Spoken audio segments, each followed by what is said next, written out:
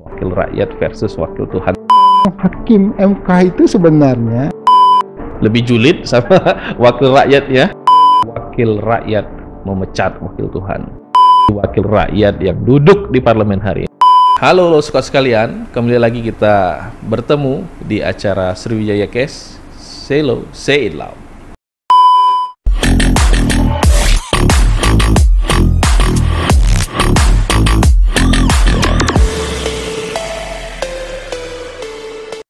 Jadi suka sekalian, kali ini kita kedatangan seorang naratama yang luar biasa yang akan membahas tema tentang ketika wakil rakyat memecat wakil Tuhan.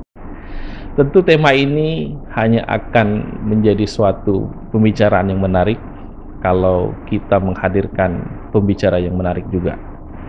Sudah hadir bersama saya Dr. Zulhidayat. Apa kabar? alhamdulillah baik Pak Alif. Alhamdulillah. Jadi tentu semakin ke sini perkembangan politik dan hukum di Republik kita semakin menuju ke arah yang sangat dinamis, Pak ya. Betul, betul. Apalagi kalau kita membincangi tema tentang relasi antara dua lembaga inti negara ya, antara legislatif di satu sisi dan juga yudikatif di sisi yang lain. Terjadi tarik ulur belakangan ini. Saya juga kurang begitu memahami bagaimana tarik ulur itu bisa terjadi, dan nanti mungkin kita juga akan mengukur dampaknya dari tarik ulur tersebut. Mungkin Bapak bisa menceritakan profil Bapak dari latar belakang pendidikan dan seterusnya. Silakan. Oke, jadi saya pencinta Fakultas Hukum Unsri yang sejati. Jadi saya dari S1 sampai selesai S3 itu ya Unsri. Jadi mungkin Unsri itu satu-satunya alma mater bagi saya. Ya saya kuliah angkatan masuk itu tahun 2008, selesai tahun 2003. Jadi lumayan lama. Kemudian di 2003 itu juga ikut seleksi dosen, diterima juga jadi dosen, alhamdulillah sampai sekarang. Luar biasa cintanya sama alma mater Fakultas Hukum Unsri ya. Kira-kira begitu setidaknya bagi saya. Terus kemudian jadi dosen. Iya. Di bidang hukum tata negara. Itu ceritanya gimana tuh? Saya memang S1-nya itu sudah memang program kekhususan hukum tata negara, ya HTN. Angkatan kami itu ada 4 ya, peminat HTN itu ya. Banyak ini juga. Jadi kalau sepi itu memang dari dulu. Ya, mudah-mudahan ke depan banyak ya peminat mahasiswa yang berminat masuk ke HTN. Di jalur HTN itu seenggaknya ada 2 ya, yang birokrat tadi satu, Bapak sendiri. Ya, begitu kira-kira. Yang jaksa tadi kayaknya keluar rel ya. Sebenarnya tidak juga, karena memang gitu. Kan ilmu hukum ya. Gitu. Jadi memang profil S1 kan begitu, jadi ilmu hukum. Kemanapun sebenarnya bisa. Ya, jadi tidak mesti kalau ambil PK HTN itu ya terbatas hanya untuk ke bidang-bidang yang berkaitan dengan ketatanegaraan. Ya, tidak begitu ya. Karena memang kita satu prodi ilmu hukum gitu. Tentang wakil rakyat versus wakil Tuhan tadi. Jadi wakil rakyat tentu kita tahu semua itu satu istilah yang kemudian dinisbatkan kepada para legislator kita, ya. Orang-orang terpilih ya melalui proses elektoral di parlemen. Betul. Punya kekuasaan untuk mendesain undang-undang. Kemudian wakil Tuhan itu istilah yang kemudian kita padu-padankan pada para hakim. Para hakim, ya betul.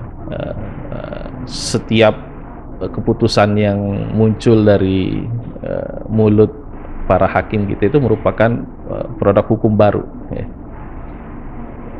Artinya di situ kedua-duanya merupakan posisi terhormat. Betul.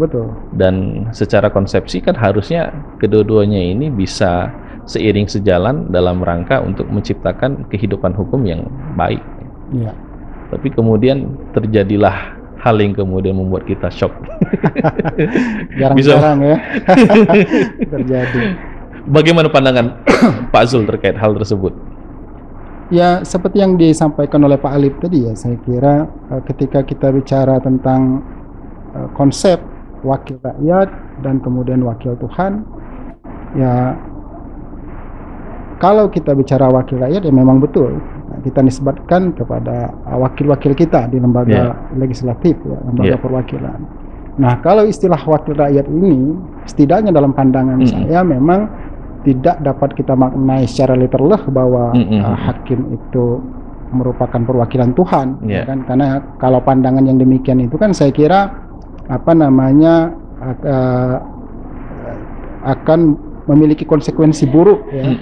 Artinya apa yang diputuskan hakim itu adalah suatu kebenaran, kan begitu pandangan kalau kemudian kita menyatakan bahwa hakim itu ya wakil Tuhan. Tapi setidaknya kalau kita pahami apa sih fungsi hakim, apa sih tugas hakim, kan tidak lain adalah memberikan keadilan.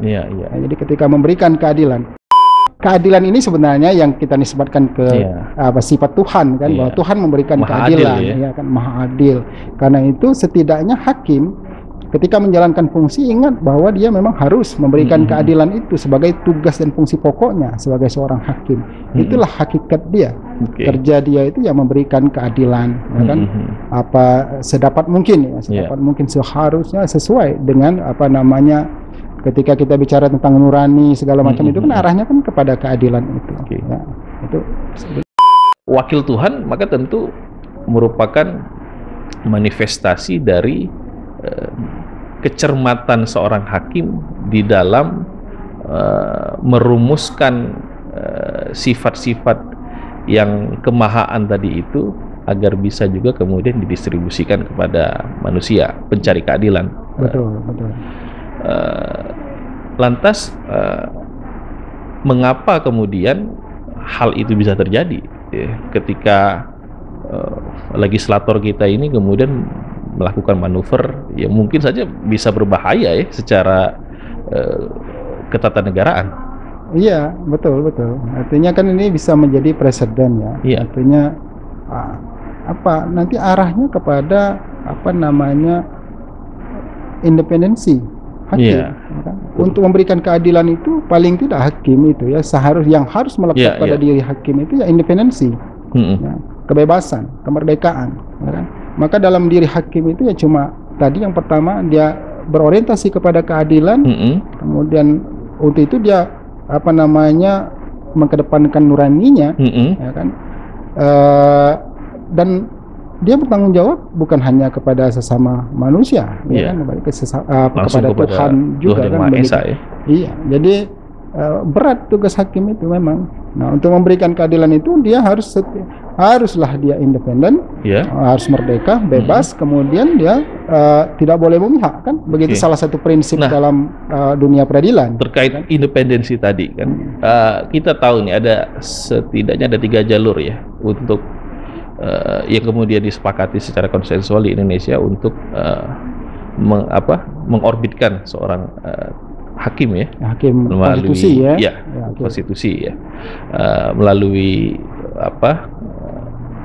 preferensi dari presiden, preferensi dari institusi kehakiman itu sendiri dan juga dari legislatif DPR ya. Kemudian untuk konteks yang MA itu sama ya? Iya, sama. Jadi tiga dari kalau hakim konstitusi kan kita bicara konteksnya kan hakim konstitusi ya. 3 hakim konstitusi itu 3 dari presiden, usulan presiden, kemudian 3 dari DPR, 3 dari MA, Mahkamah Agung. Nah, itu terkait sumber asal muasal dari keterpilihan para hakim. Dari prosesnya saja kemudian ada proses politik di situ. Lantas apakah itu berpengaruh signifikan dalam independensi hakim ya?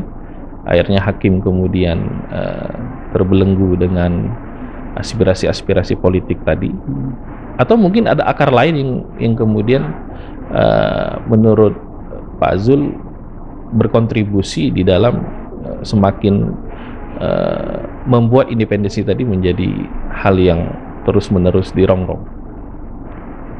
Seharusnya itu tidak mempengaruhi independensi hakim sama sekali. Jadi bahwa pengusulan oleh 3 lembaga negara ini seharusnya tidak mempengaruhi independensi hakim. Kenapa? Ya karena memang dia memiliki fungsi yang berbeda, ya kan? Bukan tidak ada masalah seharusnya ya, tidak ada masalah dari siapa, dari mana asal hakim itu, ya kan? Tidak ada istilah misalnya kalau saya saya misalnya diusulkan misalnya oleh presiden, kemudian saya merasa berhutang budi, oleh karena itu kemudian saya menempatkan diri subordinat dengan presiden. Tidak boleh seperti itu. Dia harus independen. Artinya ketika dia sudah menjadi hakim konstitusi, maka kedudukannya sederajat, setara dengan pejabat negara yang lain, dengan presiden, dengan anggota DPR, dengan ketua Mahkamah Agung misalnya, setara. Jadi tidak secara struktural maupun fungsional tidak ada hierarkis di sana.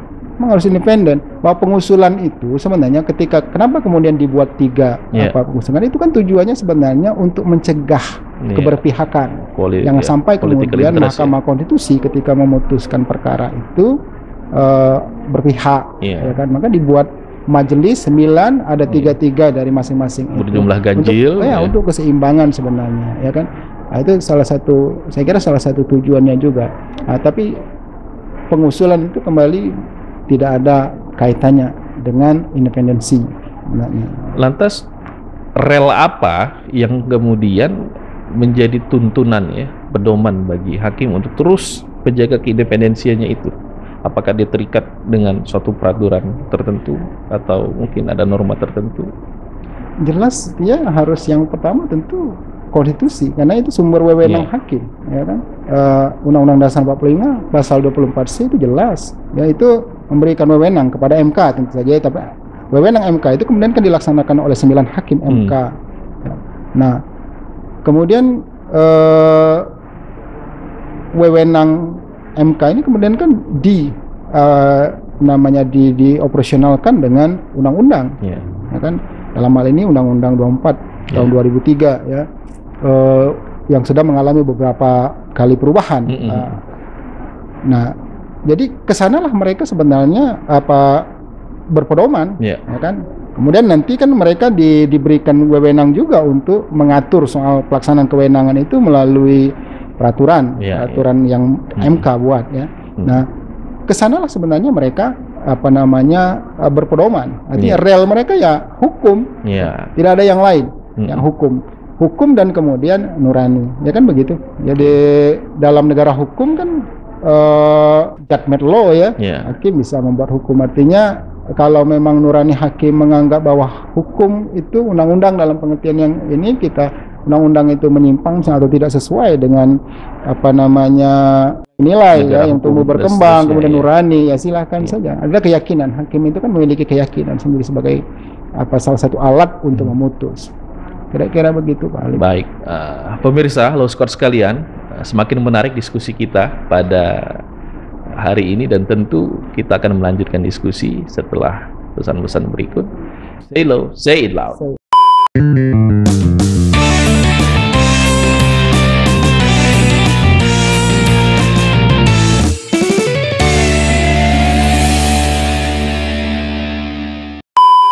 Law Squad sekalian, kita akan melanjutkan diskusi kita tentang wakil rakyat memecat wakil Tuhan.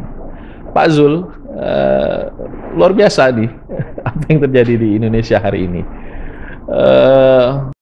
Hampir seluruh dimensi kehidupan di Republik ini kan bisa kita sebut sebagai sebuah dagelan, ya. Kalau kita mau mengambil hikmat dalam kebijaksanaannya itu. Ada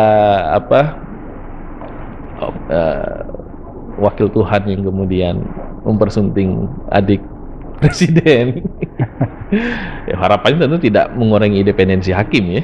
Iya, harus. Kemudian tadi seperti yang tadi kita bahas secara konsepsional di awal, misalnya tentang wakil rakyat memecat wakil Tuhan, Pak Aswanto, yang kemudian dalam tanda kutip di-recall oleh DPR, karena memang Pak Aswanto itu yang merekomendasikannya, yang mengusulkannya itu dari DPR, ya.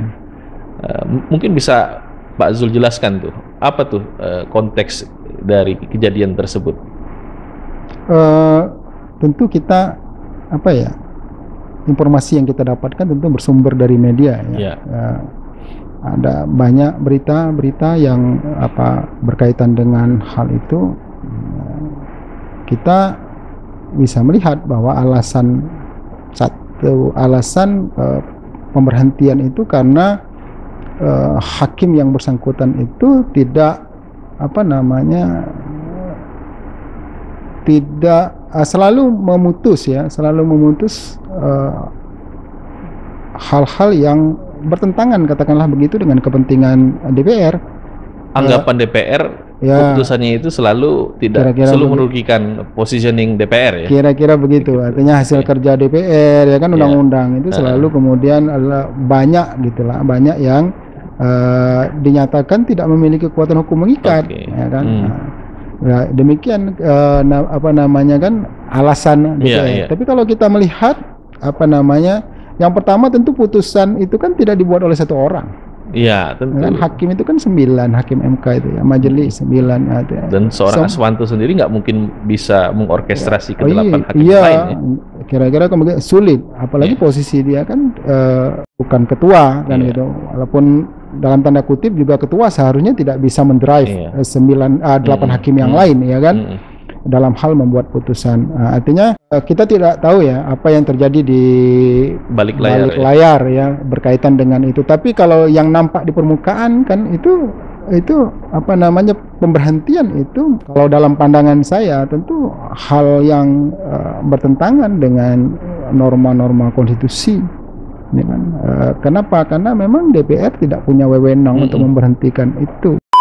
Kasus pemberhentian Hakim Aswanto ini bagaimana proseduralnya itu? Kok kalau pemberhentian hakim kemudian disebatkan ke DPR tuh? Pemberhentian hakim itu kan, hakim konstitusi itu kan diatur di Undang-Undang MK kan? Jadi ada pasal 23 kalau saya tidak salah ingat, itu kan ada 5 sebab ada dua jenis berhenti itu ya. Diberhentikan dengan hormat dan diberhentikan dengan tidak hormat. Nah, diberhentikan dengan hormat itu ya, seingat saya ada 5 ya, meninggal dunia, kemudian sebabnya ya meninggal dunia, kemudian sudah mencapai umur 70 tahun pensiun ya, kemudian habis masa jabatan ya kan, kemudian sakit terus menerus kan, sehingga tidak bisa melaksanakan tugas 3 bulan berturut-turut. Nah, itu kan diberhentikan dengan hormat. Nah, pemberhentian itu kan nanti diatur lagi di pasal-pasal berikutnya. Pemberhentian itu diusulkan oleh ketua MK ke presiden, ya kan? Kan begitu. Jadi artinya kan harus ada alasan logis. Ada sebab yang memang telah ditentukan oleh norma hukum, ya kan? Nah, untuk kasus Aswanto ini bagaimana? Ada satu lagi kan, sebab berhenti itu, diberhentikan itu bukan sebab ya, diberhentikan itu dengan cara yang tidak hormat. Ya, kalau kita baca di normanya itu ada 8 poin. 8 poin ya. Salah satunya melakukan tindak pidana atau melakukan perbuatan tercela, kemudian tidak menjalankan tugas segala macam itu ya, itu diberhentikan dengan tidak hormat. Nah, kalau kita melihat Hakim Aswanto ini ya, kalau kita sebut nama Hakim Aswanto ini, kalau dalam pandangan saya tidak ada satupun. Jadi kita tidak tahu apakah dia diberhentikan dengan hormat atau diberhentikan dengan tidak hormat kan? Kalau diberhentikan dengan hormat apa? Jelas. Dalil mana yang dikenakan? Karena kan cuma ada 5, ya kan? Mengundurkan diri, kan hakimnya tidak mengundurkan diri, dia diberhentikan, ya. Nah, kalau dengan tidak hormat di bagian mana dari 8 itu, misalnya kan kita kan masih belum jelas ya, karena tadi sumber kita media, ya. Tapi dalam hal ini tentu saja apapun itu DPR tidak berwenang untuk memberhentikan hakim. Artinya dalam konteks hal ini DPR itu memberikan tekanan kepada lembaga MK untuk mengaktifkan klausul prosedur pemberhentian terhadap Hakim Aswanto itu. Ya. Porsinya seperti itu kira-kira.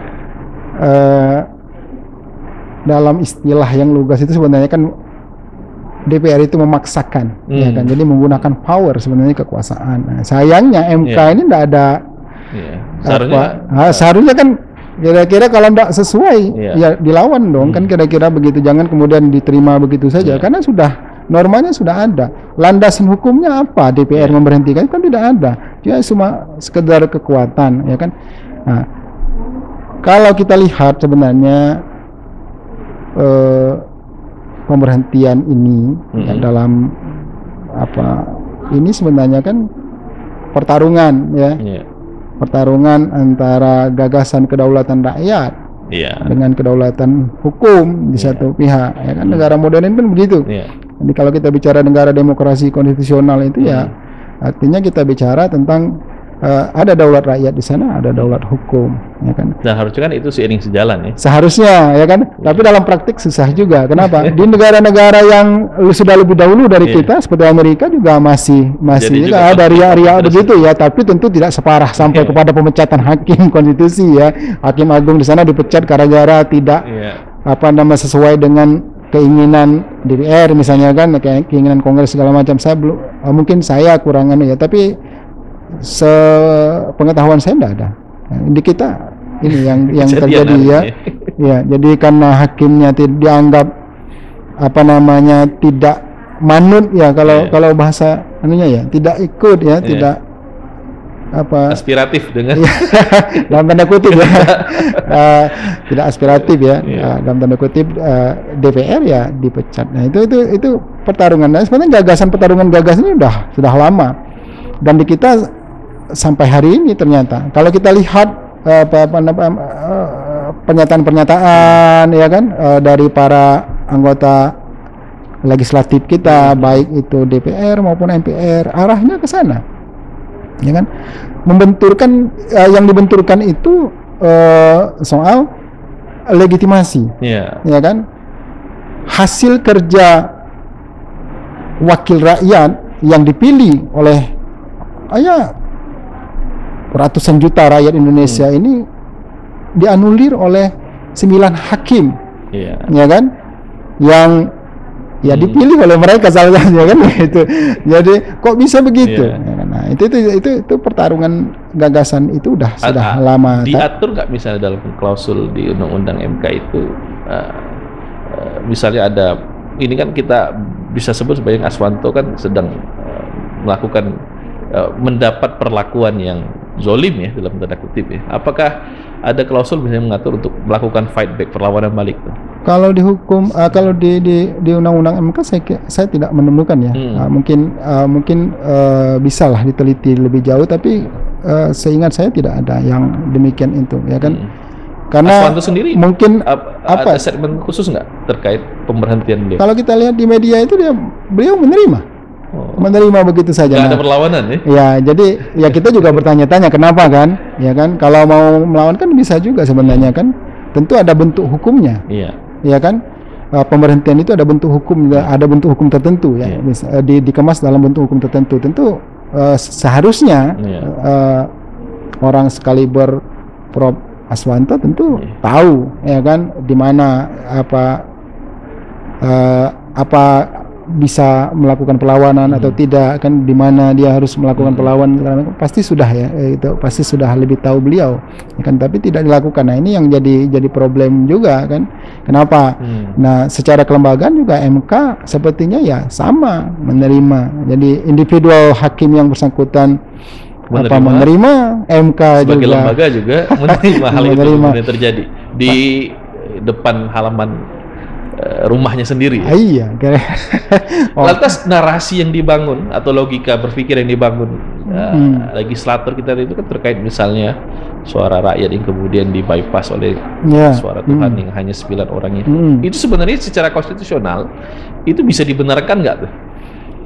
Sehingga jadi dasar para legislator gitu itu untuk memecat atau merecall ya Pak Aswanto. Justru sebaliknya, konstitusi kita itu kan sudah jelas itu memberikan wewenang. Jadi konstitusi wewenang Mahkamah Konstitusi itu kan diberikan oleh Undang-Undang Dasar, ya kan, Konstitusi pasal 24C itu. Ya, salah satunya kan kewenangan untuk melakukan pengujian undang-undang. Artinya yang dilakukan oleh para hakim itu sesuai dengan koridor hukum. Iya, ya kan, harusnya begitu. Ya, jadi pengujian itu adalah wewenang yang diberikan oleh konstitusi, ya kan? Iya. Jadi nah ini nih soal nih ya.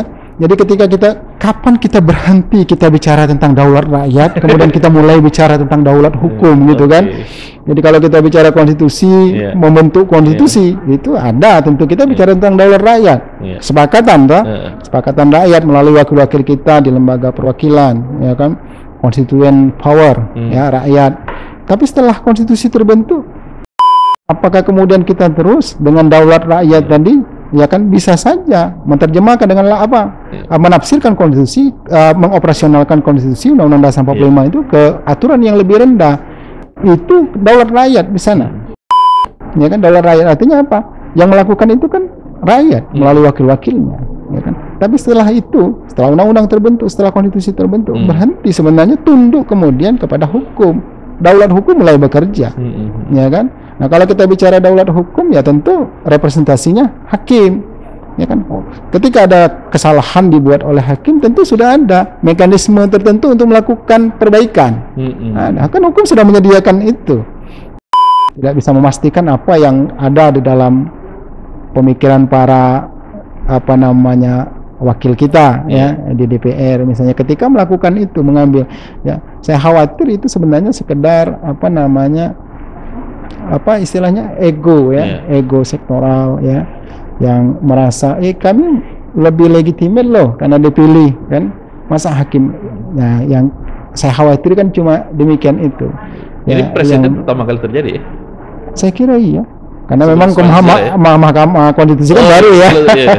Di sebelumnya belum pernah ya? Saya kira belum. Karena kan memang kewenangan untuk Hakim Agung tidak. Baru pertama saya kira. Ya. Baik, Loskot sekalian, jangan kemana-mana. Kita akan melanjutkan diskusi yang mulai panas ini bersama Dr. Zul. Say low, say it loud.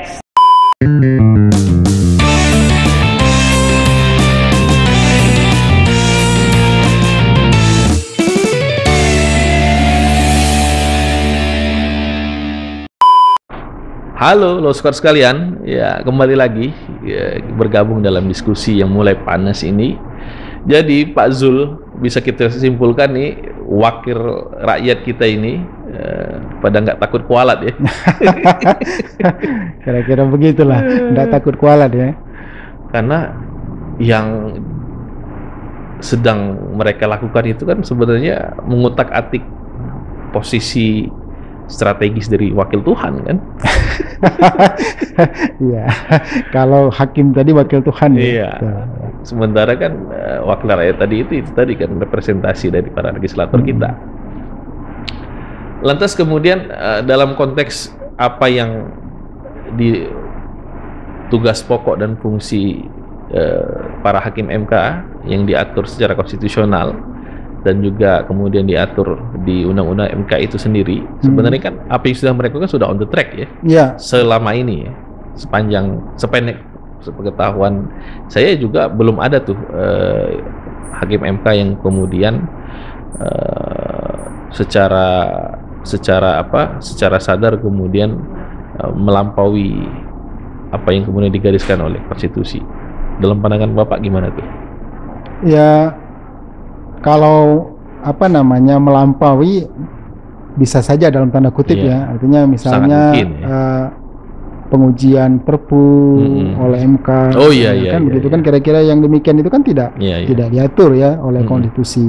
Tapi kemudian MK memiliki alasan yang kuat untuk itu ya, untuk melakukan alasan itu untuk dibenarkan ya. Ya, melakukan pengujian terhadap Perpu misalnya kan ada alasan-alasan kemarin ya. Ya, ada alasan-alasan tertentu ya. Karena Perpu dianggap setara dengan undang-undang ya. Nah, kalau kemudian hakim itu melakukan tindakan-tindakan yang di luar atau bertentangan dengan aturan hukum, ya mereka kan tidak kebal. Ya kan, faktanya kan pada sepanjang sekarang kan kita sudah mencatat setidaknya kan ada 2 hakim yang dipidana kan, malah OTT ketuanya.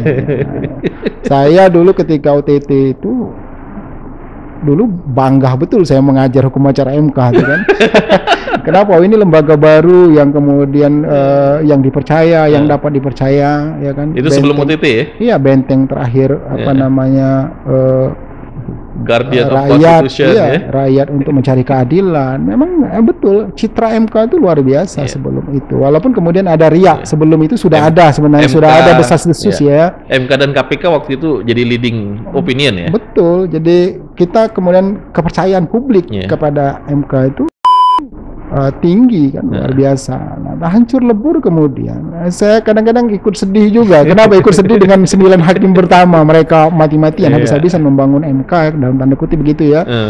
Kemudian hancur seketika. Iya, hancur seketika, habis wibawah MK itu ya karena perilaku hakim ya. Nah, sebenarnya kan bisa kita lihat itu, kita runtut kenapa kok kemudian ada hakim yang melakukan itu. Ya. Tidak semua hakim yang berasal dari partai politik atau politisi sebelumnya itu tidak benar ya. Kita tahu misalnya, kita sebut saja nama misalnya Pak Palguna itu, beliau politisi, tapi kemudian beliau bisa, ya kan. Mahfud MD juga sebenarnya. Artinya kecolongan juga itu para pengusul kan, lembaga-lembaga pengusul itu. Mungkin mekanisme pengusulan yang dilakukan yang mungkin tidak kurang pas ya. Nah, berkaitan dengan pengujian pengujian undang-undang oleh MK ini ya, karena ini sebabnya kan, sebab pemberhentian hakim itu kan karena pengujian undang-undang ya, kira-kira begitu ya. Pengujian undang-undang ini ya tadi seperti yang kita bahas di awal itu ya, memang sudah menjadi ketentuan konstitusi, ya kan. MK mendapatkan wewenang itu dari Undang-Undang Dasar 45. Nah, kemudian kalau dirinci tugas MK itu apa aja tuh? Ya, wewenang untuk lambar informasi bagi wewenang MK itu kan ada 4, ya kan. Yang pertama pengujian undang-undang, ya kan, terhadap Undang-Undang Dasar. Yang kemudian menyelesaikan sengketa kewenangan lembaga negara, ya kan. Yang ketiga menyelesaikan sengketa hasil pemilihan umum, ya. Kemudian memutus pembubaran parpol, ya ada 4. Yang satu kewajiban, ya disebut satu kewajiban itu memutus pendapat DPR berkait dengan dakwaan pemberhentian presiden ya, oleh DPR. Ya, jadi ada 4 wewenang dan 1 kewajiban itu diberikan oleh konstitusi. Nah, kalau kita lihat pengujian undang-undang ini kan sama sebetulnya dengan perkara-perkara lain di peradilan-peradilan yang lain, ya kan? Hakim MK itu kan pasif, ya. Dia hanya menunggu bolanya. Iya. Jadi adanya constitutional complaint. Betul. Jadi hakim itu hanya bisa memeriksa satu norma, yang menilai satu norma atas permintaan, kan begitu. Permohonan kalau dalam bahasa hukum acara MK itu permohonan oleh siapa? Ya oleh pemilik kedaulatan, ya kan, rakyat. Jadi siapapun warga negara Indonesia bisa, civil society, ya kan, yang memiliki legal standing tentu saja, ya kan. Nah, legal standing itu dibuktikan nanti di pengadilan. Artinya kan hakim MK tidak mungkin memeriksa undang-undang, ya kan, norma ini bertentangan atau tidak. Ini kan harus bersumber, harus berdasarkan dari permohonan. Saya kira semua sama, hakim semuanya begitu kan, pada tataran yang itu hakim harus pasif. Bahwa kemudian hakim harus aktif itu setelah ada perkara yang masuk ke pengadilan dan dijadwalkan persidangan. Sebelum itu ya hakim tidak boleh cari-cari perkara, kan kira-kira begitu. Artinya apa yang ingin saya sampaikan, bahwa wewenang hakim MK itu sebenarnya, ya kan, bukan wewenang yang tidak bersyarat.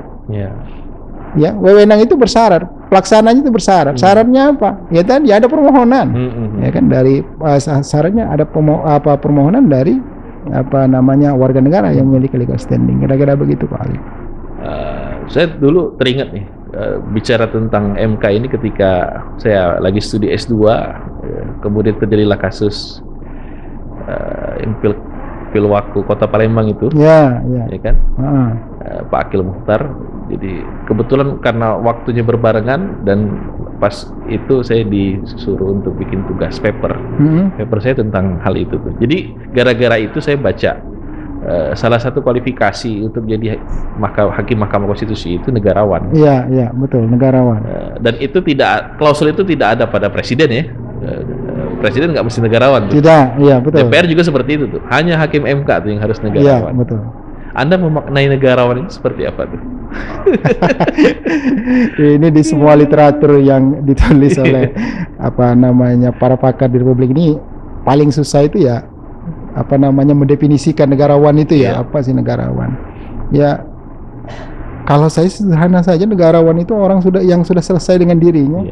Ya, maka ketika dia menjadi pejabat, ya kan, katakanlah menjadi memegang jabatan dalam satu negara itu, maka tidak ada lagi urusan dirinya, ya kan, yang ada urusan negara. Maka pengabdiannya itu hanya kepada negara, tidak lagi memikirkan dirinya, gitulah, golongan, kelompoknya atau apapun lah, gitu kira. Jadi memang orientasi pokoknya satu-satunya kepada negara. Ya. Jadi siapapun itu kalau bisa demikian itu ya menurut saya negarawan. Dan itu agak susah memang, ya kan, karena kita hidup ya dalam dunia nyata ya kan, ya gitu. Jadi artinya akan sangat sulit. Tapi itu sebenarnya sepadan dengan independensi ya, independensi dan imparsial itu kalau sebagai hakim ya. Jadi kalau negarawan itu saya yakin dia bisa independen, bisa imparsial. Kalau dia betul-betul memenuhi kualifikasi negarawan. Gitu. Sebagai warga negara semua kita harus menjaga independensi hakim itu, ya. Kemudian kita seharusnya sama-sama kita berupaya untuk menjaga marwah, wibawah Mahkamah Konstitusi sebagai sebuah lembaga, ya. Nah itu dapat dilakukan tentu melalui rekrutmen hakim, aturan mainnya bagaimana, ya. Saya membayangkan dulu ada lembaga khusus misalnya kan, yang memang kerjanya itu ya melakukan seleksi, ya kan, melaksanakan seleksi itu. Jadi siapapun yang mengusulkan hakim MK itu, baik itu dari DPR, Presiden, MA, itu standarnya sama. Nah, itu kan dilakukan oleh lembaga yang sama. Menurut saya itu pas ya. Jadi tidak kemudian ini kadang-kadang kan tidak jelas aturan mainnya.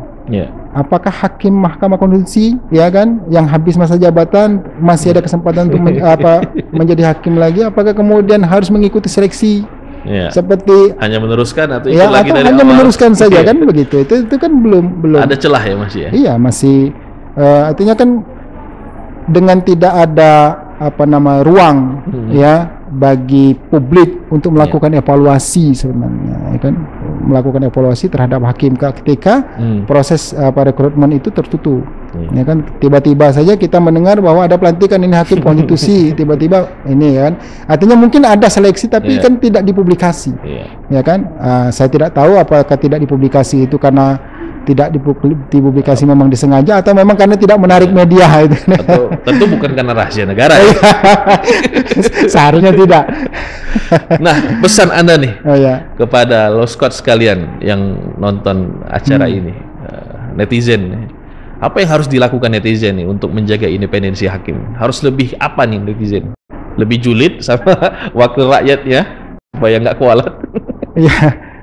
Seharusnya begitu ya. Kontrol sosial itu kan kontrol masyarakat itu bisa dilakukan. Kalau sekarang kan lebih gampang ya, melalui media-media sosial segala macam.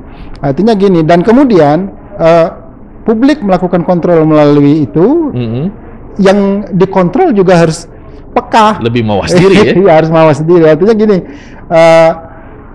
walaupun tidak langsung berakibat kepada jabatan atau apa mereka, tapi kan tetap saja itu merugikan lembaga pada akhirnya jangka panjang. Tingkat kepercayaan publik kepada lembaga, kita kan bicara tentang negara, kita bicara tentang lembaga, kita tidak bicara tentang orang, ya kan.